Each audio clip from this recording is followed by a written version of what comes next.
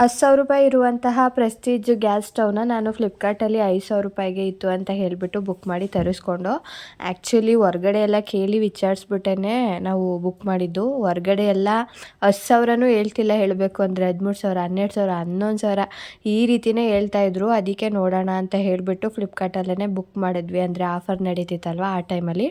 ಅದು ಇವತ್ತು ಬಂತು. ಅವರು ಬಂದು ಡೆಲಿವರ್ ಮಾಡಿಬಿಟ್ಟು ನಮಗೆ ಇಲ್ಲೇ ಓಪನ್ ಮಾಡಿ ತೋರಿಸ್ತಾರೆ. ಡ್ಯಾಮೇಜ್ ಏನಾದ್ರು ಆಗಿದ್ದರೆ ಅವರೇ ವಾಪಸ್ ತಗೊಂಡು ಹೋಗ್ತಾರೆ. ಡ್ಯಾಮೇಜ್ ಏನೂ ಆಗಿಲ್ಲ ಅಂದರೆ ಇಲ್ಲೇ ಇಟ್ಬಿಟ್ಟು ಹೋಗ್ತಾರೆ. ಸೊ ಅವರೇ ಬಂದು ಓಪನ್ ಮಾಡಿ ತೋರಿಸಿದ್ರು. ಎಲ್ಲ ನೀಟಾಗಿತ್ತು. ನನಗಂತೂ ತುಂಬಾ ಇಷ್ಟ ಆಯಿತು. ಏನಕ್ಕೆ ಅಂದರೆ ಕ್ವಾಲಿಟಿ ಆಗಿರ್ಬೋದು ಅಥವಾ ಏನು ಇದ್ರದ್ದು ಫೀಚರ್ಸ್ ಏನಿದೆ ಹೊಸ್ದಾಗಿ ಬಂದಿರೋ ಅಂಥದ್ದು ಅದು ಎಲ್ಲ ತುಂಬಾ ಚೆನ್ನಾಗಿದೆ. ಹಾಗೆ ಬರ್ನರ್ಗಳದ್ದಾಗಿರ್ಬೋದು, ಗ್ಲಾಸ್ದಾಗಿರ್ಬೋದು ಸ್ಟವ್ದು ತುಂಬಾ ಚೆನ್ನಾಗಿತ್ತು. ಹಾಗಾಗಿ ಇಟ್ಕೊಂಡ್ವಿ.